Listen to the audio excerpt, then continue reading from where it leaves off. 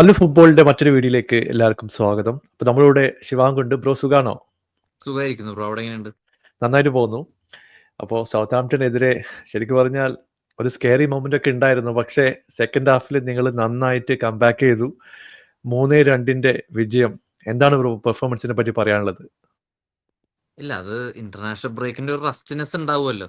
ഞാനത് എക്സ്പെക്ട് ചെയ്തിരുന്നു. അതും സതാംപ്ടൺ എവേയും കൂടെയാണ്. നമ്മൾ എപ്പോഴും ഒരു ട്രിക്കി ഫിക്സർ ആണ്. നമ്മൾ ജയിക്കുമെങ്കിലും എപ്പോഴും ഗോൾസ് കൺസീഡ് ചെയ്യാറുണ്ട്. എന്നാലും എനിക്കൊരു കോൺഫിഡൻസ് ഉണ്ടായിരുന്നു ക്ലീൻ ഷീറ്റ് ഉണ്ടാവുന്നു. പക്ഷെ ക്ലീൻ ഷീറ്റ് ഉണ്ടായില്ല. പക്ഷെ ഞാൻ അറിയില്ല, അതാ ഇന്റർനാഷണൽ ബ്രേക്കിന്റെ ആ ഒരു ഇഷ്യൂ ആയിരുന്നു. അല്ലാണ്ട് എനിക്ക് തോന്നുന്നത് ഓവറോൾ നോക്കുമ്പോൾ ഇതാണ് വേണ്ടത് നമുക്ക്. ഞാൻ പറഞ്ഞില്ലേ, നമ്മളിപ്പോ ഒരു ടൈറ്റിൽ കണ്ടൻഷനിൽ റേസിലൊക്കെ ഉള്ള സമയത്ത് ഇതാണ് ഈ ആറ്റിറ്റ്യൂഡാണ് നമ്മൾ കാണിക്കേണ്ടത് പിച്ചിൽ.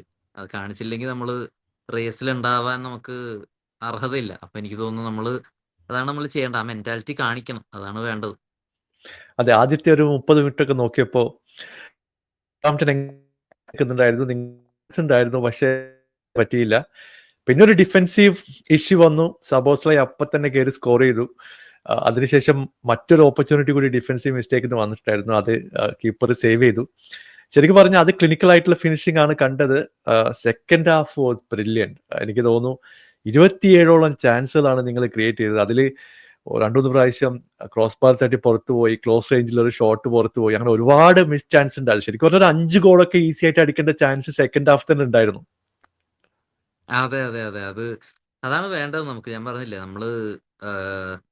ജസ്റ്റ് ഓൾ ഔട്ട് അറ്റാക്കോ അല്ലെങ്കിൽ അങ്ങനെയൊന്നും ചെയ്തിട്ട് കാര്യമില്ല. നമ്മൾ ചെയ്യേണ്ടത് എന്താണോ അത് ചെയ്താൽ മതി. നമുക്ക് ഗോള് വരും. അപ്പൊ നമ്മൾ ഓൾ ഔട്ട് അറ്റാക്ക് സ്ട്രെച്ച് ചെയ്ത് കഴിഞ്ഞാൽ നമ്മൾ ഗോള് കൺസീഡ് ചെയ്യുള്ളൂ. ചിലപ്പോൾ നമുക്ക് പറയാൻ പറ്റില്ല. അപ്പോൾ എനിക്ക് തോന്നുന്നു സതാംപ്ടൺ ഒരു ഡീസന്റ് കേപ്പബിൾ അറ്റാക്ക് ഉള്ള ടീമാണ് സതാംപ്ടൺ. അപ്പൊ എനിക്ക് തോന്നുന്നു നമ്മളെ ടെസ്റ്റ് ചെയ്യാനും നോക്കി, ടെസ്റ്റും ചെയ്തു. അപ്പൊ എനിക്ക് തോന്നുന്നത് നമ്മൾ ആ ട്രാപ്പിൽ വീഴാണ്ട് നമ്മൾ മാക്സിമം കളി കൺട്രോൾ ചെയ്തു കയ്യിൽ. അതാണ് നമ്മൾ വേണ്ടത്. അപ്പോൾ നമ്മൾ സലയുടെ ലാസ്റ്റ് വിന്നർ ഗോള് വരുന്നതിന് മുമ്പ് 11 മിനിറ്റ് ഓളം സതാംപ്ടൺ നമ്മുടെ ബോക്സിൽ പോലും കയറിയിട്ടില്ല.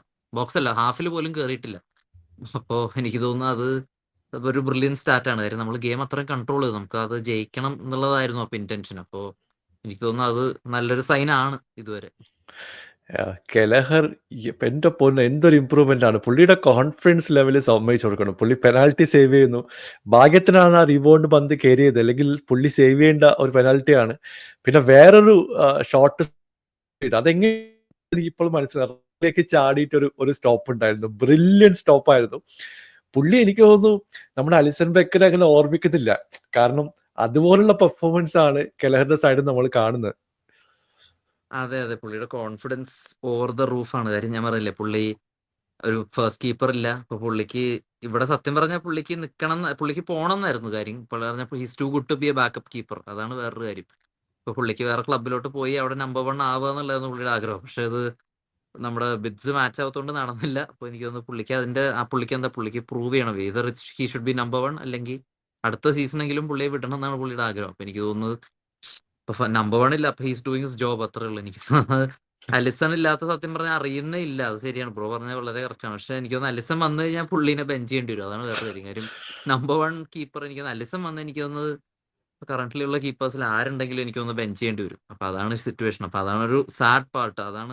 അത് ഹാർഷ് റിയാലിറ്റിയാണ്. അതാണ് ഒരു ബാക്കപ്പ് കീപ്പർ എത്ര നന്നായാലും അലിസനെ പോലത്തെ കീപ്പർ അവിടെ ഉള്ളപ്പോൾ എനിക്ക് തോന്നുന്നത് അവർക്ക് ചാൻസ് ഇല്ല ഫിറ്റ് ആണെങ്കിൽ. അപ്പൊ എനിക്ക് തോന്നുന്നു കെലഹർ ഇതുവരെ എനിക്ക് തോന്നുന്നത് അതും ക്രൂഷ്യൽ ആയിട്ടുള്ള ഒരു മന്തിലാണ്. അത് ഒക്ടോബർ ഭയങ്കര ക്രൂഷ്യൽ ആയിരുന്നു ലിവർപൂളിന്. അപ്പോൾ ആ ഒരു മന്തിൽ ഇപ്പൊ കണ്ടിന്യൂ ചെയ്തുകൊണ്ടിരിക്കുകയാണ് ഫോം. അപ്പൊ എനിക്ക് തോന്നുന്നത് ആ സ്റ്റെപ്പ് അപ്പ് ചെയ്യാന്ന് പറഞ്ഞാൽ അതൊരു വലിയ കാര്യമാണ് ഒരു കീപ്പറിനെ സംബന്ധിച്ച്.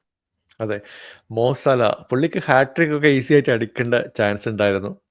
എനിക്ക് തോന്നുന്നു പുള്ളീനെ നിങ്ങൾ ഒരു കാരണവശാലും വിൽക്കരുത്. കാരണം ഈ കണ്ടിന്യൂസ് ആയിട്ട് ഒരു 15+ ഗോൾ വരുന്നുണ്ട്. പുള്ളി ഉള്ളത് തന്നെ ഇങ്ങനത്തെ കംബാക്ക് മത്സരങ്ങളൊക്കെ സാല ഉണ്ടെങ്കിൽ പുള്ളി എങ്ങനെയെങ്കിലും പോയിട്ട് ഒന്നുകിൽ പാസ് കൊടുക്കും, അല്ലെങ്കിൽ പുള്ളി തന്നെ അടിക്കും. പെനാൽറ്റി എടുക്കുന്നതായാലും ലാസ്റ്റിലത്തെ ഗോളായാലും അതിനുശേഷം പുള്ളി 1-2 ചാൻസ് ക്ലോസ് റേഞ്ചിൽ മിസ്സായി. ഇല്ലെങ്കിൽ പുള്ളിക്ക് ഈസി ആയിട്ട് ഒരു ഹാട്രിക് അടിക്കേണ്ട ഒരു മത്സരമായിരുന്നു ഇത്. അതെ അതെ അത് നമ്മള് സാലേനെ പറ്റി ഡിസ്കസ് ചെയ്യേണ്ട കാര്യമുണ്ടെന്ന് എനിക്ക് തോന്നുന്നില്ല. കാര്യം ഇത് ഇപ്പൊ യൂഷ്വൽ ആയിപ്പോയി. നമുക്ക് ശീലിച്ചു പോയി ഇത് കണ്ട് കണ്ട്. കാര്യം അല്ലേ, വീക്ക് ഇൻ വീക്ക് ഔട്ട് എത്ര വർഷമായി, 8-9 വർഷമായി. അപ്പൊ എനിക്ക് തോന്നുന്നു ഇത് സല ഇപ്പോഴും ഒരു എന്താ പറയാ ഒരു സ്റ്റാൻഡ് ഔട്ട് ആണെന്ന് ആൾക്കാർ മനസ്സിലാക്കുന്നത് തന്നെ ഒരു അത്ഭുതമാണ്. കാര്യം ഞാൻ പറഞ്ഞില്ലേ, ഇപ്പൊ ഇത്ര ഇമ്പോർട്ടന്റ് ആണെന്ന് ഇപ്പോഴാണ് ആൾക്കാർ മനസ്സിലാക്കുന്നത്. അതെനിക്കിപ്പോൾ എന്താണെന്ന് അറിയില്ല. കാര്യം സല എനിക്കത് ഈ സീസൺ ഞാൻ കണ്ട സ്റ്റാർട്ടാണ്. ഈ സീസണിൽ ലിവർപൂളിന്റെ 67% ഓഫ് ഗോൾസ് സല അടിച്ച ഗോൾസ് ആണ്.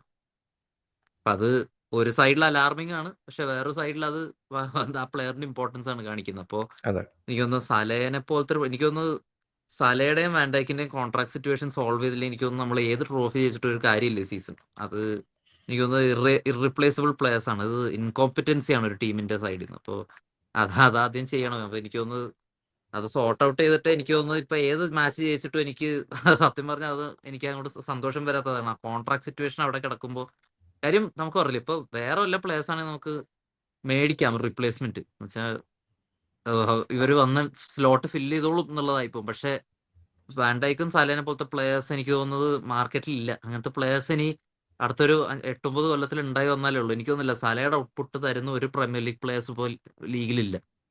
ഹാലൻഡ് ഗോൾ അടിക്കുന്നുണ്ട്, പക്ഷെ അസിസ്റ്റുകളില്ല, ആ ക്രിയേറ്റീവ് ഔട്ട്പുട്ട് ഇല്ല. അപ്പോ സലയുടെ അത്ര പ്രീമിയർ ലീഗിൽ ഔട്ട്പുട്ട് തരുന്ന ഒരു പ്ലെയർ എനിക്ക് തോന്നുന്നത് ഒരു 8 കൊല്ലമായിട്ട് പ്രീമിയർ ലീഗിൽ ഉണ്ടായിട്ടില്ല. അപ്പൊ എനിക്ക് തോന്നുന്നു അങ്ങനത്തെ ഒരു പ്ലെയർ ഇപ്പോഴോ പ്രൈം ഫോമിൽ അത്രയും ഫിറ്റ്നസ് കളിക്കുന്ന ഒരു പ്ലെയറിനെ എനിക്ക് തോന്നുന്നത് ഫ്രീ ആയിട്ട് നല്ല കൊടുക്കരുത്, ഫീസിനാണെങ്കിലും കൊടുക്കരുത്. He should stay. ഒരു 2 കൊല്ലം 3 കൊല്ലത്തെ കോൺട്രാക്ടിന് വെക്കുക.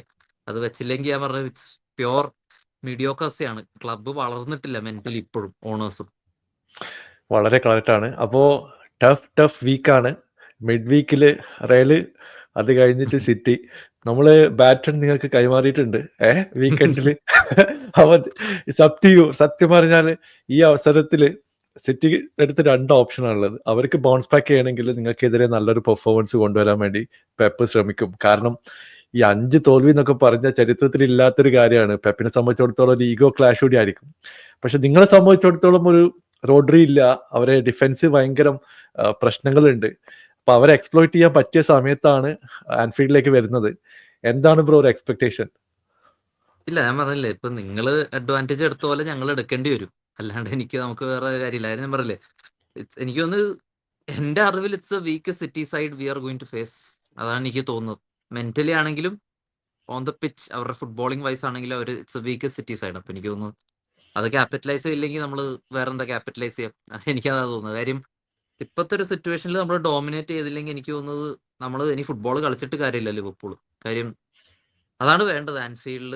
വിത്ത് സ്ട്രഗിൾ സിറ്റി സ്ട്രഗിൾ ചെയ്യണം, അതൊരു ഫാക്റ്റ് ആണ്. അപ്പൊ എനിക്ക് തോന്നുന്നു അതിനെ നമ്മൾ ക്യാപിറ്റലൈസ് ചെയ്യുക, അത്രേ ഉള്ളൂ. നമ്മൾ ഓവർ കോൺഫിഡന്റ് ഒന്നും ആവരുത്. കാര്യം സിറ്റി എപ്പോഴാണ് എന്താ ചെയ്യുന്നത് നമുക്ക് ഒരിക്കലും പറയാൻ പറ്റില്ല. കാര്യം സീസൺ വിന്നേഴ്സ് ആണ്. അപ്പൊ അവർക്ക് ആ ഒരു മെന്റാലിറ്റി ബൂസ്റ്റ് വരാൻ അത്ര സമയമൊന്നും വേണ്ട. പക്ഷെ എനിക്ക് തോന്നുന്നു ഇറ്റ്സ് അപ് ടു അസ്. നമ്മൾ എന്ത് ചെയ്യുന്നോ അതുപോലെ ഇരിക്കും. അല്ലാണ്ട് എനിക്ക് തോന്നുന്നില്ല നമ്മൾ തോക്കും എന്നൊന്നും എനിക്ക് ഒരിക്കലും തോന്നുന്നില്ല. എന്തായാലും നമ്മൾ തോക്കില്ല, അതെന്തായാലും ഉറപ്പാണ്. പക്ഷെ നമ്മൾ ഓവർ കോൺഫിഡന്റ് ആവരുത്, അത്രേ ഉള്ളൂ.